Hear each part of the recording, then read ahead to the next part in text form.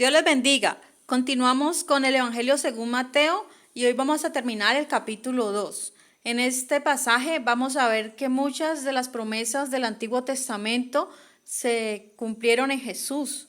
Como ya habíamos visto, Mateo está interesado en mostrarle a los judíos que Jesús es el Mesías que ellos estaban esperando. Y muchas de las escrituras se van a cumplir precisamente en este pasaje. Dice así, versículo 13 del capítulo 2, el título que tiene allí es Matanza de los niños. Vamos a leer el versículo 13 y el 14, y dice así: Después que partieron ellos, he aquí un ángel del Señor apareció en sueños a José y dijo: Levántate y toma al niño y a su madre, y huye a Egipto y permanece allá hasta que yo te diga, porque acontecerá que Herodes buscará al niño para matarlo. Y él, despertando, tomó de noche al niño y a su madre y se fue a Egipto. Primeramente allí dice que después que partieron ellos. ¿De quién está hablando? Estaba hablando Mateo acerca de la visita de los hombres sabios del oriente, esta visita que recibió Jesús cuando era un niño, un bebé, y ellos les llevaron presentes, les llevaron oro, incienso y mirra. Entonces, luego de que ya ellos terminaron con su visita, que lo adoraron, que ofrecieron esos presentes a Jesús, luego ellos se van y además a propósito se van por otro lugar diferente, ¿no? al que ellos habían tomado. No podían devolverse por Jerusalén porque ya habían sido advertidos a través de sueños por ángeles de que no regresaran. Entonces ellos tomaron otro camino, fueron muy obedientes también ellos a la voz de los ángeles. Entonces hemos visto hasta ahora y vamos a ver que la vida de Jesús se caracterizó por muchos ángeles alrededor que le servían, hablaban. Los ángeles, la misión de ellos acá en la tierra es, un ángel significa un mensajero. Y la vida de Jesús estuvo así, y la vida de sus padres, ¿no? Dios era la manera como Dios principalmente les hablaba a ellos. Bueno, entonces dice que cuando ellos se fueron, estos hombres sabios, dice que un ángel del Señor apareció en sueños a José. Nuevamente vamos a ver que un oráculo de Dios, una manera como Dios habla. Dios hablaba mucho a través de sueños a José precisamente, y le dijo: levántate y toma al niño y a su madre. Mire que primeramente está mencionando ¿a quién? Al niño y luego a su madre. O sea, lo normal no es esto, lo normal es que se mencione primero a la madre, pero sabemos que aquí el más importante es el Señor Jesús. Y dice: y huye a Egipto. Entonces vemos que recibe una orden de parte de Dios a través de un ángel para que huya a Egipto. Pero Egipto, bueno, aquí vemos que la orden era de carácter urgente y no había tiempo de dormir. En la misma noche del sueño debían salir. ¿Pero por qué a Egipto? Egipto era un lugar natural a donde huir, estaba cerca y además estaba fuera de la jurisdicción de Herodes, y habían muchos judíos allí. Esto era positivo, y bueno, esas pudieron ser las razones por las cuales fueron enviados a Egipto. Habían también aspectos negativos, y en cuanto a esto vamos a ver que Egipto fue conocido por su idolatría, tiranía y enemistad hacia el pueblo de Dios. Sin embargo, fue el sitio que Dios escogió como el lugar de refugio para su Hijo. Dios puede hacer, cuando Él lo desea, que el peor de los lugares sirva para el mejor de sus designios. ¿En qué áreas podemos ver la providencia divina? Ciertamente que aquí vemos la providencia de Dios. Que les dio un lugar de refugio. También que dio la provisión y la economía para el viaje y la estadía. También vemos que dio salud y fuerzas para ese viaje. Entonces, eso, digamos, es el resumen en el cual podemos ver la providencia divina para Jesús y para sus padres. Bien, versículo 15. Y estuvo allá hasta la muerte de Herodes, para que se cumpliese lo que dijo el Señor por medio del profeta cuando dijo: de Egipto llamé a mi hijo. Las palabras citadas por Mateo están en Oseas 11:1. Estas palabras se referían al éxodo de Israel de la tierra de Egipto. Dios reconoció a Israel como su hijo primogénito, y eso lo podemos ver en Éxodo 4:22. Aquí se aplica por analogía a Cristo. Esto muestra cómo Cristo se identificó con su pueblo, que aunque estuvieron en esclavitud, fueron liberados. Jesús fue escondido en Egipto, pero no abandonado. No se dice nada acerca del viaje de Jesús de José, María y Jesús, ni a qué parte llegaron, ni cuánto tiempo estuvo allí. Pudo ser unos meses o pudo tardarse unos años, unos pocos años, ¿sí? No se sabe exactamente ni a qué parte ellos llegaron.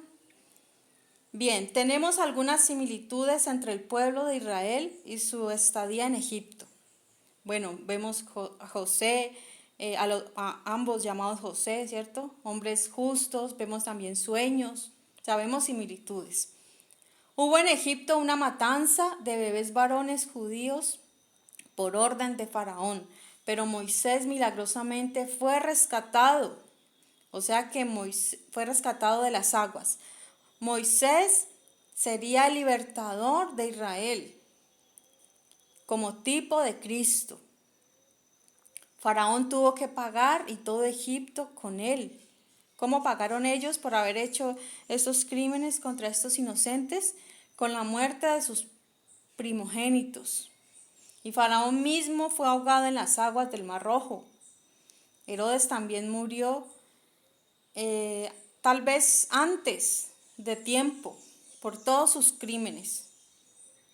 Luego vemos en el versículo que dice que Dios llamaría a Cristo de Egipto cuando muriera Herodes. Versículo 16. Herodes entonces, cuando se vio burlado por los magos, se enojó mucho y mandó matar a todos los niños menores de 2 años que había en Belén y en todos sus alrededores, conforme al tiempo que había inquirido de los magos. Bueno, esa palabra inquirido quiere decir investigado, o sea que él investigó de los magos en qué tiempo apareció la estrella, así es de que él hizo unos cálculos.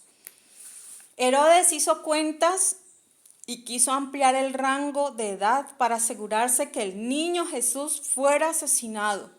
Si no lo pudo matar de manera exclusiva, buscará una muerte colectiva que lo incluya. Es posible que la edad de Herodes para ese momento fuera de 70 años, según un historiador judío. Un bebé de 2 años no sería competencia para él. ¡Cuánta maldad en el corazón de ese hombre! La edad de Jesús en ese momento podría estar entre 1 año y menos de 2 años. Quizá Herodes amplió el rango a 2 años para que no escapase de ningún modo. También amplió el área geográfica por esta misma razón. No solo fue en Belén, fue en todas las aldeas cercanas, en todas las fronteras. Así Herodes pensó que había asegurado su presa, pues amplió el margen tanto en tiempo como en espacio. Se puede considerar que estos niños fueron los primeros mártires de Cristo. Murieron por Cristo inconscientemente. En general, la muerte de los bebés es muy dolorosa y misteriosa.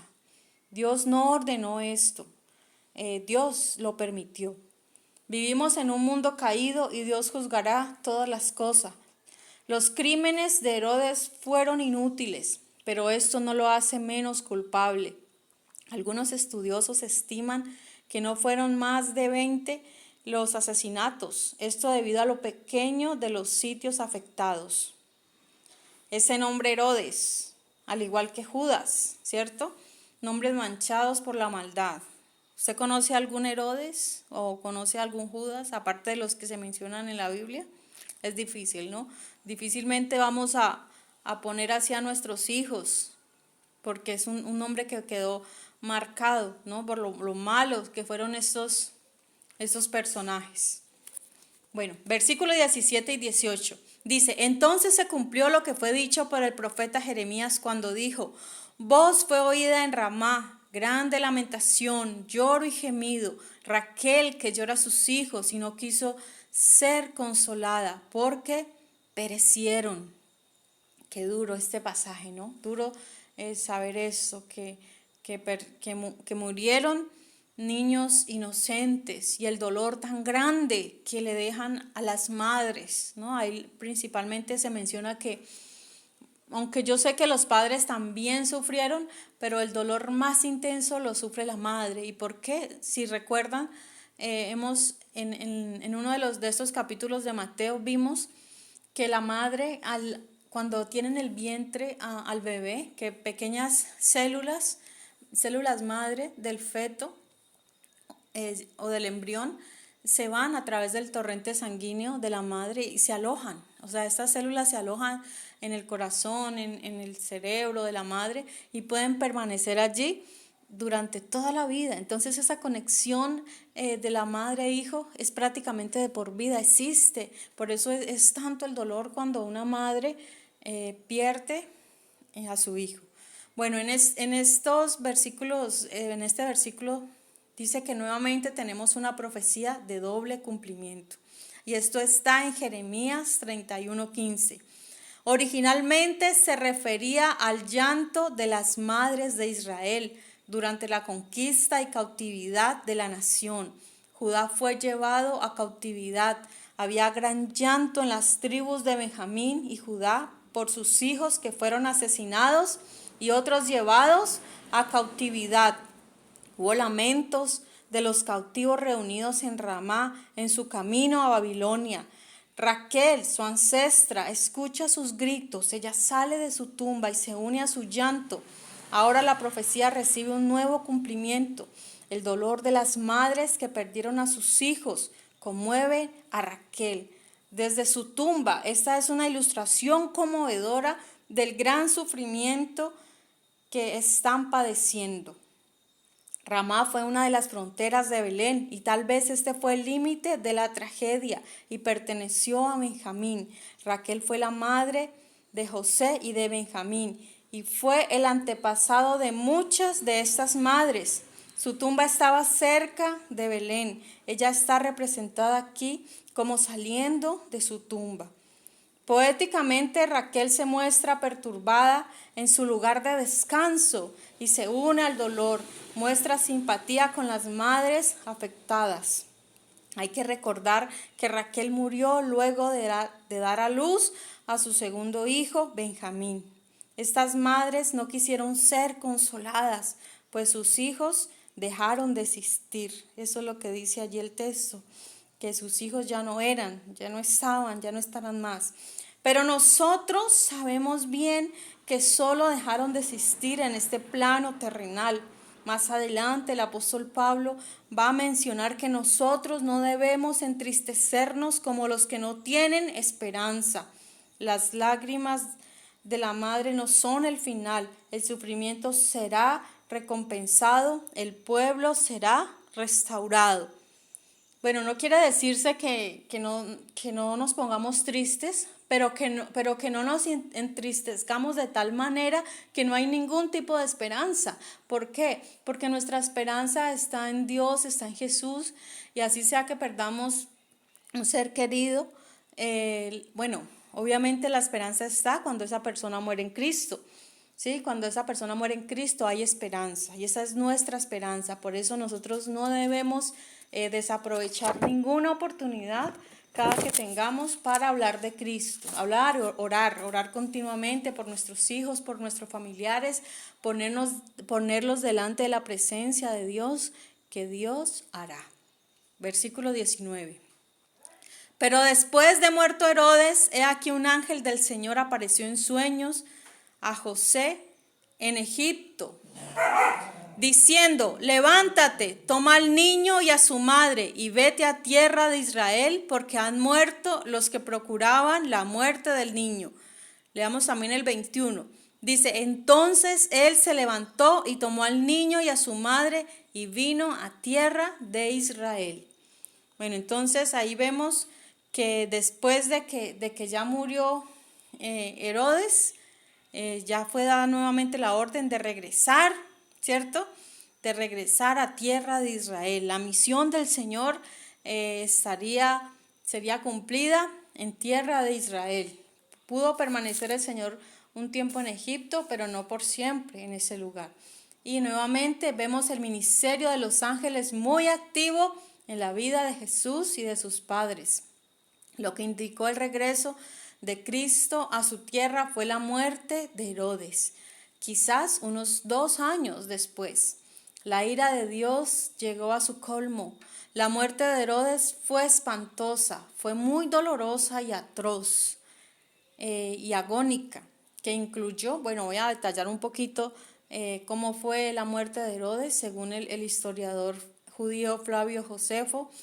Dice, incluyó fiebre, dolor intestinal agudo, convulsiones, dificultad respiratoria, gangrena genital, tenía gusanos, al parecer por una enfermedad de transmisión sexual. Todo esto a los 70 años. Esto lo sabemos por el historiador judío Flavio Josefo. Notemos que también murieron los asesinos físicos, ¿no? El versículo dice así. No solamente murió, no solamente murió el actor, el intelectual, sino también los materiales, ¿cierto? O sea, los sicarios, los que se encargaron de cometer estos crímenes contra estos bebés. Bien, qué bueno que José, luego de esto, qué bueno que José pudo saber claramente el camino a recorrer, ¿cierto? Dios le dijo a Israel, bueno, él volvió a orar, entonces tal vez a causa del temor, pero él supo exactamente a dónde se debía dirigir. Qué bueno que José pudo saber claramente el camino a recorrer. Bueno, nos fuera también a nosotros tener tal revelación y guía espiritual de nuestra situación en particular.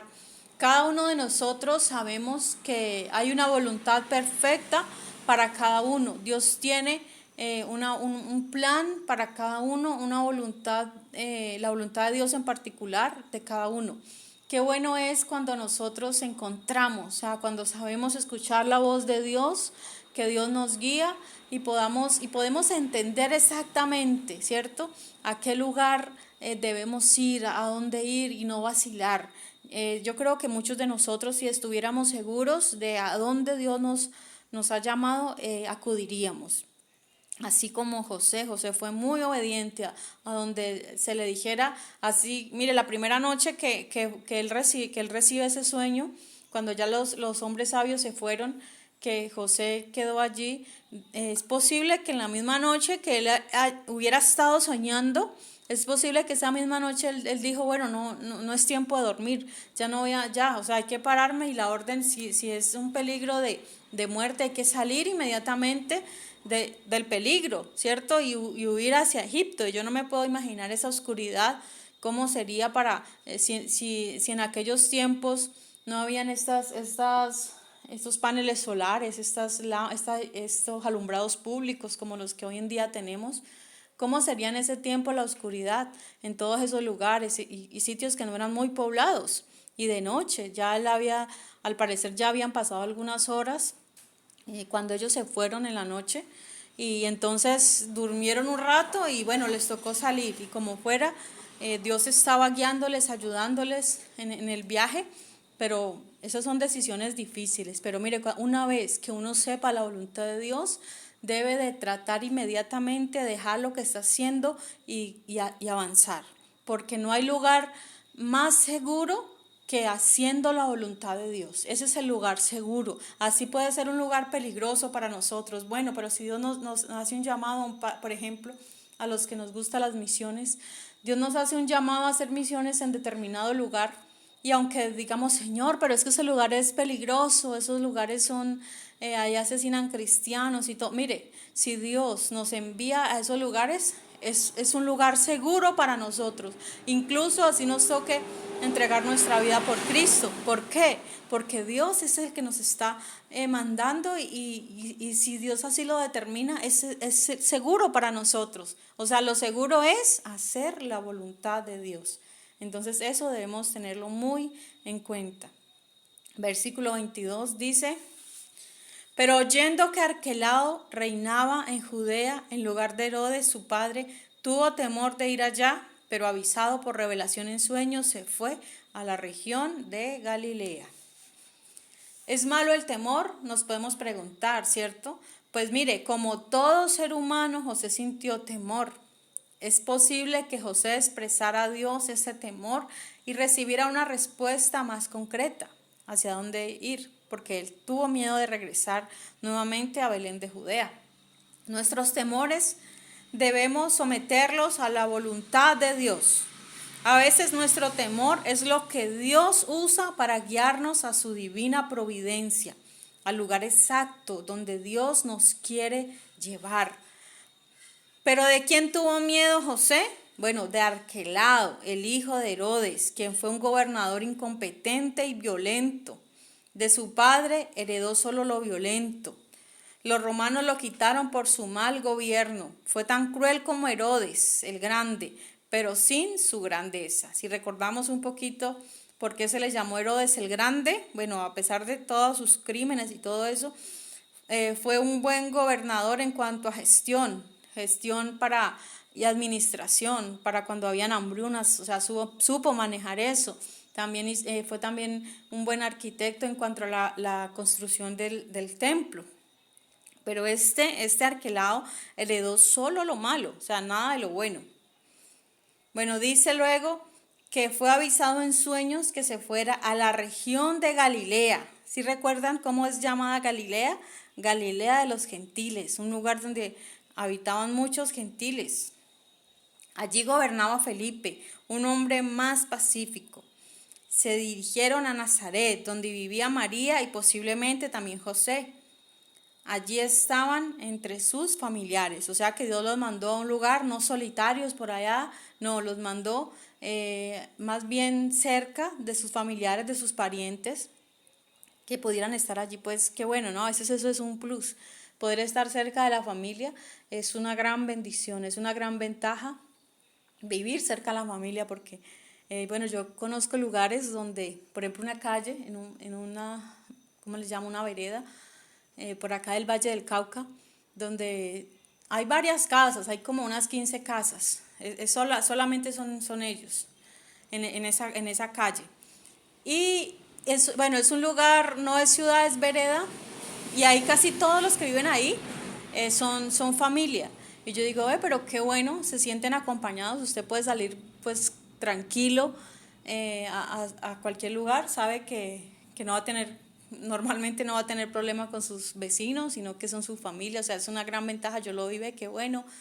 Si necesito algo, pues ahí está mi familiar, está mi tía, mi primo. Bueno, entonces eso sería una gran ventaja, ¿no? Estar cerca de la familia. Bueno, entonces, versículo 23. Y vino y habitó en la ciudad que se llama Nazaret, para que se cumpliese lo que fue dicho por los profetas, que habría de ser llamado Nazareno.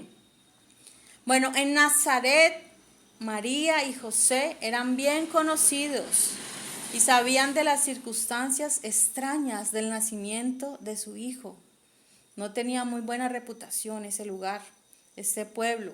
Jesús creció en este lugar, fue el lugar escogido por Dios para que Jesús pasara su infancia y alcanzara la madurez. No hay un pasaje específico del Antiguo Testamento que contenga estas palabras, ¿cuáles? Habría de ser llamado Nazareno. Hay quienes piensan que Mateo quiso decir que Jesús sería nazareo. ¿Y qué es un nazareo? Bueno, eran personas que tenían un voto especial de consagración a Dios y debían abstenerse de ciertas cosas. No cortarse el cabello, no tomar vino, no comer ciertos alimentos, abstenerse de tener contacto con cadáveres y entre otras cosas. Pero Jesús no fue nazareo en su sentido estricto. ¿Sí? ¿Por qué? Porque Jesús tomó vino, Jesús tocó cadáveres, ¿cierto? Bueno, en Isaías 11:1 dice que saldrá una vara del tronco de Isaí y dice, y un vástago retoñará de sus raíces. La palabra hebrea traducida por vástago suena como nasir o netzer. Entonces, estudiosos bíblicos han visto una conexión entre la rama en Isaías mencionada, bueno, entre él y la rama en Isaías mencionada, el Nazareno. Los profetas habían hablado del Mesías como la rama, Netzer, que debería surgir de las raíces de Yetsé. El nombre Nazaret en sí era Netzer, la rama. Los profetas también habían hablado de él como despreciado y rechazado de los hombres. Era la rama humilde, no un árbol frondoso o majestuoso. Nazaret era un lugar desconocido del cual se decía que nada bueno podía salir de él. Así fue llamado Jesús, el Nazareno. Este nombre también se le ha dado con desprecio a él y a sus seguidores. El texto menciona que los profetas, sí, que sería llamado por los profetas. Si la frase fue dicha por un solo profeta, pues aquí en Isaías vemos, es una enseñanza común para todos, o sea, para todos los profetas, o sea, que era común que los profetas dijeran esto. O solamente esta quedó registrada, sí, ahí por Isaías 11:1. En Nazaret Jesús pasó la mayor parte de su vida. Allí creció, allí fue educado, jugó, aprendió, trabajó. Fue conocido como el Nazareno antes de ser conocido como Hijo de Dios, debido a su naturalidad como humano. Su misma gente tardó en creer en él, incluso sus propios hermanos de sangre. Por esta razón algunos piensan que no fue una gran ventaja haberlo conocido físicamente. Incluso Pilato despreció a Jesús con esta inscripción: Jesús de Nazaret, el rey de los judíos. Pero ese lugar entre las colinas está rodeado de hermosos paisajes circundantes donde crecen diversidad de flores. Jesús se identificó a sí mismo como Jesús de Nazaret. ¿Recuerdan allí cuando le dijo, cuando Saulo de Tarso le dice Jesús, yo soy Jesús de Nazaret, a quien tú persigues, ¿cierto? Eso se lo dijo a Saulo de Tarso, o sea que él mismo se identificó como un habitante de Nazaret. Bueno, esto debe enseñarnos a nosotros a no resentirnos como el mundo nos llame. ¿Cómo nos llaman a nosotros a veces? Qué evangélico, qué cristiano, qué aleluya. Mire, todo esto, al contrario de ser para nosotros motivo de tristeza o de resentimiento, esto debe ser motivo de alegría, esto debe ser motivo de gozo, como nos llamen a nosotros. En épocas antiguas y a los primeros creyentes, les llamaron los del camino, ¿sí? Porque ellos seguían el camino del Señor. Y bueno, también, incluso que en el libro de Hechos menciona que la secta de los nazareos, no sé si han leído esa parte, pero entonces nosotros debemos antes alegrarnos, ¿sí? Si Jesús no se avergonzó de que fuera llamado nazareno, ¿por qué nosotros? Porque nos digan cristianos o algo así. Al contrario, nosotros debemos estar muy orgullosos de ser cristianos, de ser discípulos de nuestro Maestro, el Señor Jesús. Entonces, dice, esto debe enseñarnos a no resentirnos como el mundo nos llame por causa de nuestra fe. La vida de Jesús fue la más bella y santa. Los ángeles lo observaron con mayor interés y reverencia. Por primera vez podían ver a Dios. ¿Qué quiero decir con esto? Que, como les decía al principio, que la vida de Jesús estuvo rodeada de ángeles. Los ángeles le servían, los ángeles en todo tiempo estaban allí pendientes y observando y maravillados, asombrados de ver a Dios. Ellos nunca antes habían podido ver a Dios. Hay un versículo que nos dice que Jesús fue visto de los ángeles, Dios fue visto de los ángeles. ¿Cómo? Cuando Dios se hizo hombre. Esta fue la manera que los ángeles pudieron ver a Dios. ¿Por qué? Porque recordemos algo, que Dios habita en luz inaccesible, es decir, es una luz tan grande, lo que es Dios en su esencia, que nadie le ha visto, ni aun los ángeles, solamente ven luz, resplandor. Pero entonces cuando Él se hizo hombre ya pudo ser visto de los ángeles, de los humanos también.